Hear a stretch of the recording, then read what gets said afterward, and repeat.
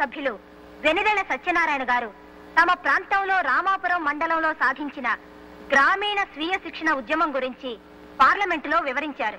ప్రతి విషయానికి ప్రభుత్వం మీద ఆధారపడే ప్రవృత్తికి వ్యతిరేకంగా స్వయం సమృద్ధిని సాధించే కార్యక్రమాన్ని ఒక యువకుడు ఒంటరిగా సాధించడం అపూర్వమని అన్నారు.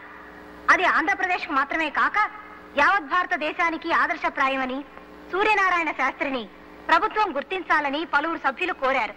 దేశవ్యాప్తంగా ఆ కార్యక్రమాన్ని చేపడితే అనేక గ్రామీణ సమస్యలు పరిష్కారం కాగలవని సభాపతి చేసిన సూచన ఆమోదిస్తూ ప్రధానమంత్రి కూడా ఆ యువకుడి నిస్వార్థ సేవకు తమ హర్షాన్ని వ్యక్తం చేశారు.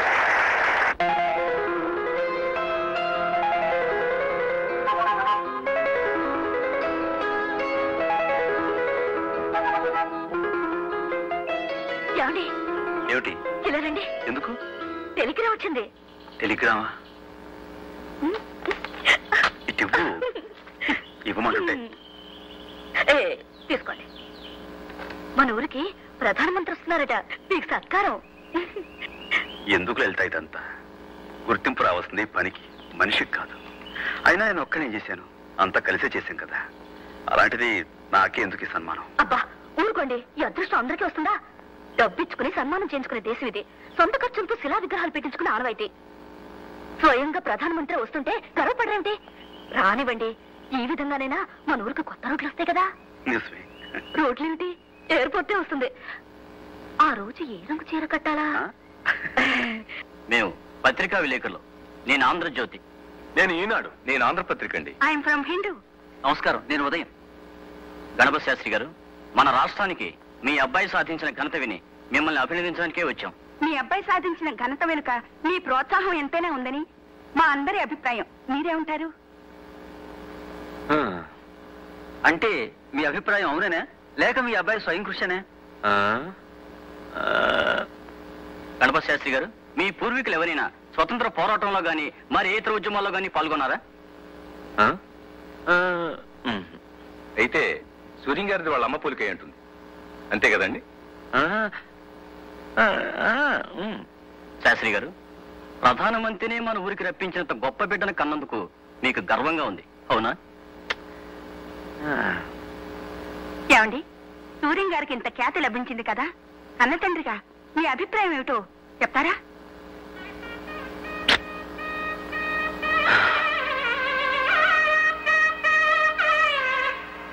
భావాన్ని, సూర్యాన్ని ఒక్క ముక్క మెచ్చుకోనంటుంది నా మనసు. చూసావా నా అహంభావం?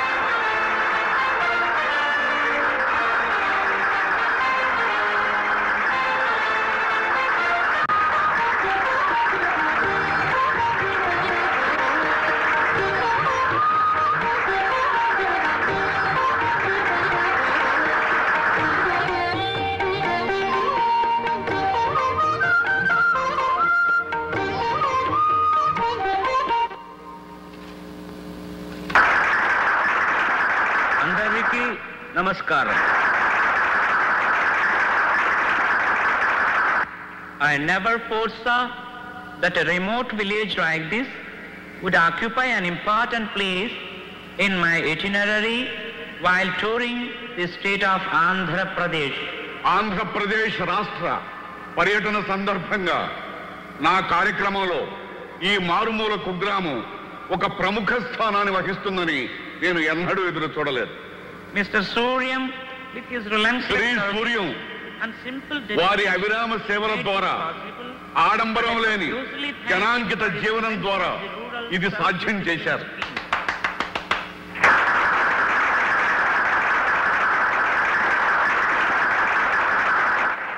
I congratulate you. గ్రామీణ స్వీయ శిక్షణ ఉద్యమాన్ని కనుగొన్న వారికి నా హృదయపూర్వక కృతజ్ఞతలు తెలియజేస్తున్నాను.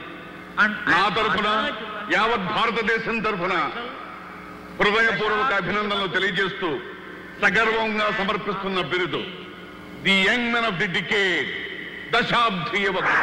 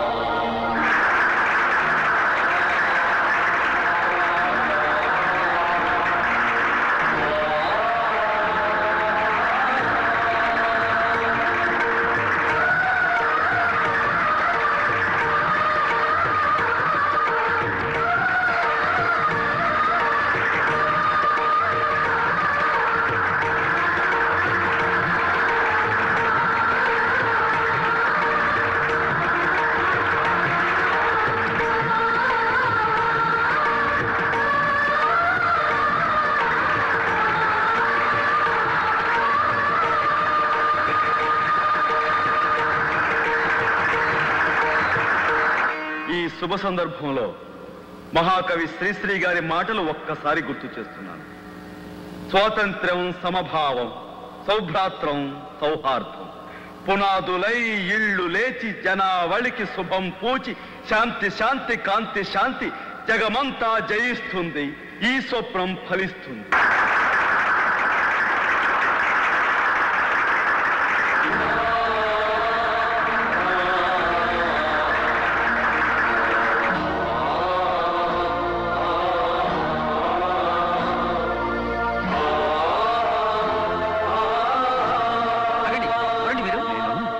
నేను గణపతి శాస్త్రి అయ్యా.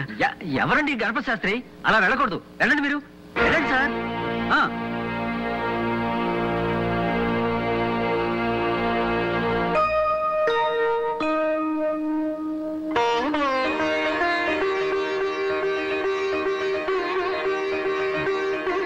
దీర్ఘాయుష్మాన్ భవ. సూర్యం, సుప్రియం.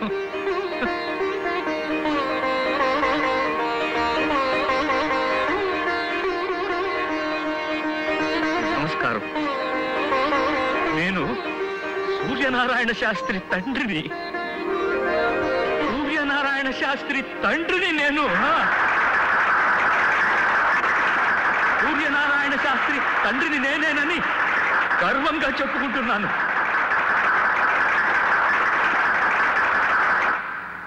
ఓడిపోయి గెలిచానో, గెలిచి ఓడిపోయానో తెలియని పరిస్థితి నాది. సంగీత కళానిధి బిలహరి గణపతి శాస్త్రి కొడుకుననే పింకంతో పంతాలు పలకవద్దని హెచ్చరించిన నేనే ఇప్పుడు సూర్యనారాయణ శాస్త్రికి తండ్రినని సంతోషంగా సభాముఖంగా పరిచయం చేసుకుంటున్నాను.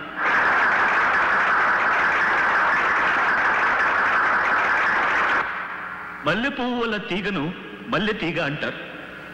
మామిడి పండు వల్ల చెట్టును మామిడి చెట్టు అంటారు. సూర్యం వల్ల నేను సూర్యానికే తండ్రినయ్యాను.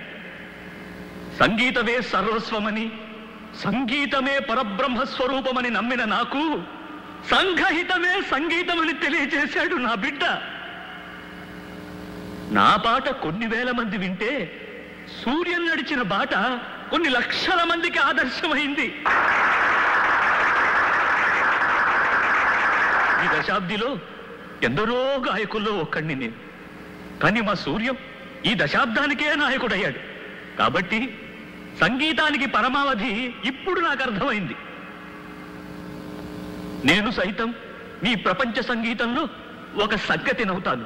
నేను సైతం మీ బృందగానంలో గొంతు కలుపుతాను. పెద్దలంతా మన్నించాలి.